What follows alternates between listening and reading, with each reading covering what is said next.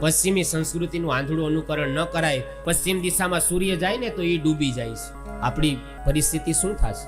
31મી December આ બોટલો ખોલવાની આપણી સંસ્કૃતિ નથી. તારીખને માનનારો આપણો દેશ નથી. આપણો દેશ તિથિને માનનારો દેશ.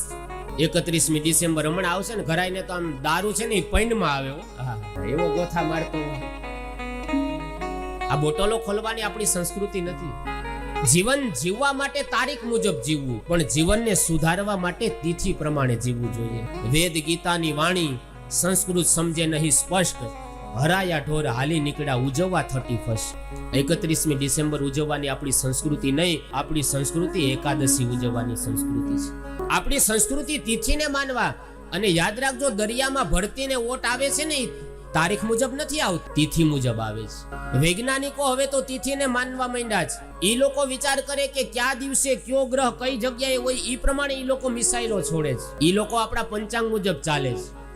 અને આપણે બધા એનું આંધળું અનુકરણ ચાલુ કર્યું. Father's day, mother's day, chocolate day ને ઓલું ફેબ્રુઆરી મહિનો તો આખો ડે ડે ડે જ ચાલુ થાય. અરે કોઈ ભૂખાને રોટલા ખવડાવીને રોટલા ડે ઉજવો, એ સંસ્કૃતિ આપણી છે. આ ડે ઉજવવાની નહીં.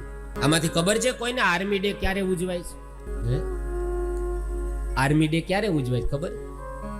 આપણા ધબકારા માટે પોતાના ધબકારા જે ગુમાવે છે સરહદો ઉપર, જે જવાનો કડકડતી ઠંડીમાં માઇનસ ડિગ્રી, આ -5, 5, 8, 8, 10, 10 ડિગ્રી તાપમાન હોય, લોહી હોય ને બરફ થઈ જાય, અને એમાં આપણા ધબકારા માટે પોતાના ધબકારા ગુમાવે, એનો આર્મી ડે ઉજવવામાં આવે છે. ખબર છે ક્યારે ઉજવે છે આર્મી?